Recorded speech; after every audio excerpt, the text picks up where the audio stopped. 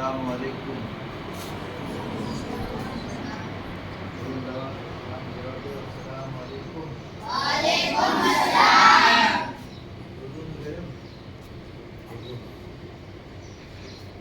अजीज तलबा व तालिबात, बच्चे व बच्चियाँ, आज मुहर्रम हराम की 5 तारीख को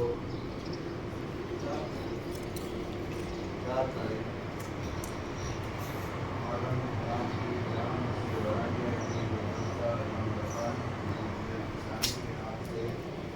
तुम्हारे इम्तिहान हुए। इम्तिहान में बहैसियत मुंतज़िम हाज़िर आपके सामने बैठा था। कुरान मजीद, उर्दू, कलमा शरीफ, अम्मा पारा, यसन कुरान, कायदा बगदादी, अलग अलग बच्चों और बच्चियों का इम्तिहान लिया। इसने जैसा इम्तिहान दिया है वैसे ही उसको नंबर मिले हैं। ये आपके नंबर सुनाने के वक्त में आपको पता चलेगा। इसलिए नंबर सुनने के बाद में जिनके नंबर कम हों वो अपनी कमियों को पूरा करें, चाहे वो बच्चे लड़के हों चाहे बच्चियाँ लड़कियाँ हों। कुरान शरीफ से लेकर कायदे बगदादी तक कुछ बच्चे ऐसे थे जिनके कायदे में भी ऐसे नंबर आए जो कुरान शरीफ वालों के नहीं आए। कई यसन कुरान वाले ऐसे थे जिनके कुरान शरीफ वालों के नंबर से उनके नंबर बढ़ गए, क्योंकि जितना उन्होंने पढ़ा वो बहुत शानदार और टॉप पढ़ा। जिन्होंने नहीं पढ़ा उनमें से भी कई ऐसे बच्चे हैं जिनको अभी सख्त मेहनत की ज़रूरत है। इसके अलावा कुरान शरीफ में भी जो बच्चे बहुत शानदार पढ़ रहे थे उनके नंबर बहुत शानदार तरीके से दिए गए हैं, उन्होंने हासिल किए हैं। आपके नंबर की जो तरतीब थी वो ये थी, हर मज़मून में से, यानी कि कुरान शरीफ में 100 नंबर में से देने थे, उर्दू में 100 नंबर में से देने थे और कलमा शरीफ में 100 नंबर में से देने थे।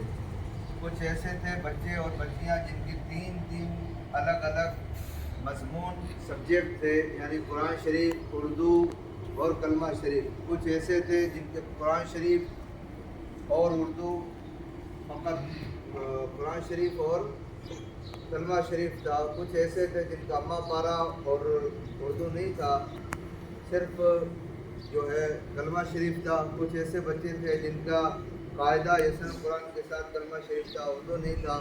तो ये मदरसे के क़वानीन के हिसाब से जो भी जैसा तय किया हुआ है वो है। आपको खुसूसी जो बात करनी है वो ये है कि आप घर में भी अपनी 10 मिनट 15 मिनट कुरान शरीफ पढ़ने वाले उसको खोलें, उर्दू पढ़ने वाले उसमें मेहनत करें, अम्मा पारा पढ़ने वाले उसमें मेहनत करें, यसन कुरान वाले अपनी अपनी किताब को ज़रूर खोलें। और फ़ायदे के अंदर खुसूसी तौर पर बच्चे एक एक लफ्ज़ की तलफ़्फ़ुज़ की अदायगी कुरान शरीफ वाले से पूछ कर, अम्मा पारा वाले से पूछ कर के दुरुस्त करें। आज का ये इम्तिहान हुआ, इस इम्तिहान के बाद में आप अपने अंदर की कमियों को दूर करेंगे। कमियां कैसी मालूम है? नंबर आने के बाद कमियां पता चल जाएंगी। और जिस तरीके से तुम मुमतहिन के सामने बैठ कर के बता रहे थे या इम्तिहान देने के वक्त में तुम्हें जो महसूस हो रहा था, कुछ ऐसे बच्चे बच्चियां थी जो डर रहे थे। मुमतहिन है, वो कोई इंजेक्शन या कोई छुरी लेकर नहीं बैठा है, वो तुम्हारे इम्तिहान ले रहे हैं। तुम्हारे नंबर उसमें जो भी है वो तुम्हारे जवाब देने पर उसमें दे दिए गए हैं। तो उस हिसाब से आने वाले वक्त में ड्रेस के साथ में तुम्हें क्या करना है, पूरी तरीके से किताब की तैयारी देनी है। ड्रेस के जो नंबर है वो अपने अलग नंबर है, लेकिन किताब के अंदर आपके उस्ताद भी आपसे खुश हो जाए कि हाँ, इम्तिहान लेने वाले ने वाकई इम्तिहान लिया और मेरे बच्चों ने बड़े शानदार तरीके से जवाब दिया। माँ बाप जो हैं वो असली बाप है, माँ है, लेकिन उस्ताद इसका भी मकाम क्या होता है, एक रूहानी बाप का मकाम होता है। इसलिए कि माँ बाप से पैदा करते हैं, उस्ताद उनकी तालीम और तरबियत दोनों दे करके उसको असल इंसान बनाते हैं। इसलिए उस्ताद का अदब ज़रूरी है। उस्ताद के आगे बुलंद आवाज़ से बोलना, शर्म हया से खाली हो जाना, یہ بالکل بھی منع ہے. اس سے کیا ہوتا ہے، علم تو بندہ حاصل کر لیتا ہے یا بندی حاصل کر لیتی ہے، بچے بچیاں پڑھ لیتے ہیں، لیکن ادب سے جو خالی ہوگا اس کے علم میں برکت نہیں ہوگی، نفع نہیں ہو سکتا. اس لیے شیطان نے خوب پڑھا تھا، ادب سے خالی تھا، اس لیے اس کا پردہ بھی کام نہیں آیا، دنیا میں آ گیا جنت سے. اس لیے اگر ہم یہاں محنت کے ساتھ پڑھیں گے، شوق اور ذوق کے ساتھ پڑھیں گے، تو اس میں استاد کا نہیں فائدہ ہے، استاد کا شکر ہے کہ وہ تمہیں پڑھا رہا ہے.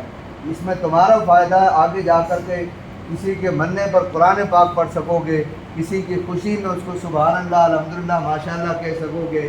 تو ایسی چیزیں پڑھنے سے زندگی میں کیا ہوتا ہے، تو سدھار آتا ہے. ایک جاہل انسان کو کھڑا کرو، ایک پڑھے لکھے کو کھڑا کرو، اس کی دونوں کی زندگی میں دیکھو، رہنے سہنے بولنے چالنے میں اور اس کی زندگی میں بہت سے فرق ہوں گے، زمین آسمان کا فرق ہوگا دونوں میں. اس لیے پڑھو، محنت کے ساتھ پڑھو، شوق کے ساتھ پڑھو. جتنا وقت مدرسے میں آگے ہو اتنی دیر محنت کے ساتھ پڑھو، توجہ کے ساتھ. کوئی مستی کر رہا ہے، کوئی مذاق کر رہا ہے، کوئی کھیل رہا ہے، کوئی کود رہا، ان چیزوں سے خالی ہو جاؤ. اور جتنی دیر کے لیے مدرسے میں آئے ہو، گھنٹہ 2 گھنٹہ، 24 گھنٹے میں اگر 1-2 گھنٹے کے لیے پڑھنے آ رہے ہیں مدرسے میں، تو اتنی دیر میں شوق پیدا کرو. شوق ہونا چاہیے. یا میں وہ قرآن شریف میں پڑھ رہا، میں کب قرآن شریف میں جاؤں گا یا جاؤں گی. وہ یسر القرآن میں نبی قاعدے میں کب قاعدے سے یسر القرآن کی طرف جاؤں گا. یسر القرآن والا اپنے اوپر والے اماں پارہ والے کو دیکھے، اماں پارہ والا قرآن شریف والے کو دیکھے، قرآن شریف والا آگے والے پارہ والوں کو دیکھے. اور جب وہ پورا کر چکے تو شوق کے ساتھ آگے کے لیے بڑے بڑے ادارے ہیں ان میں جا کر کے عالم بنے، عالمہ بنے، اور اسی طریقے سے کوئی حافظ بنے، کوئی حافظہ بنے اللہ کے کلام کی. اس سے کیا ہوگا، نسلوں میں سدھار پیدا ہوگا.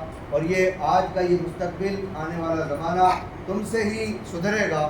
اس لیے جس گھر میں تم جاؤ گی وہ گھر جنت بن جائے گا. یہ جس گھر میں اپنے بچوں کا سدھار کرے گے وہ خود بھی جنت ہوگا اور اس کے بچے بھی جنتی ہوں گے. اس لیے یہ ضروری ہے محنت کے ساتھ پڑھنا. اول چیز پڑھنا ہے، پڑھائی نہیں ہوگی تو کسی بھی چیز سے خالی رہو گے. اس لیے جب ممتحن نے امتحان لے لیا، نمبر تمہیں دے دیے گئے، کس چیز سے تم بری ہو گئے. اب جب امتحان میں تمہارا نمبر سنائے جائے، اس سے ہر ایک اپنے اپنے نمبر کو سنتے وقت توجہ کے ساتھ معمولی نہ لے کہ میرے نمبر کم آئے تو کیوں آئے، کیا وجہ تھی. اس کو اپنے اندر کمی کو تلاش کرے کہ میرے اندر کمی تھی، اس کو میں آئندہ کے لیے ایسی تیاری کروں کہ آج میرے نمبر سب ملا کر کے 150 تھے تو آنے والے وقت میں 100 میں سے میں 99 100 میں سے 100 حاصل کروں. آنے والے وقت میں میں محنت کے ساتھ پڑھوں تو تاکہ کیا ہے، میرے لیے کامیابی، میرے استاد کے لیے کامیابی، میرے ماں باپ کے لیے اچھے نمبر حاصل کرنے کے بعد کامیابی. ابھی اس دن جب تمہیں 10 محرم کو انعام دیے جائیں گے، اس دن پتہ چلے گا کہ کون فرسٹ تھا، کون سیکنڈ تھا، کون تھرڈ تھا. اور اس کے بعد میں آنے والے امتحان میں تمہیں یہ تیاری کرنی ہے کہ اس نے پہلی بار 1 نمبر آ گیا تھا یا آ گئی تھی، اگلی بار میں کسی بھی صورت میں ہی آؤں گا. اور میں ہی آؤں گا آنے یہ لفظ دل میں اتارنے کے لیے 1 سال تک مسلسل محنت کرنا پڑے گا، تب جا کے یہ چیز کام آئے گی. اللہ تعالیٰ آپ کو بہترین تعلیم حاصل کر کے عالم اور عالمہ، حافظ اور حافظہ، قاری و قاریہ بنائے، اور آپ کے مدرسے کو خوب ترقی دے. آپ کے استاد کی عمر میں لمبی لمبی برکتیں عطا فرمائے.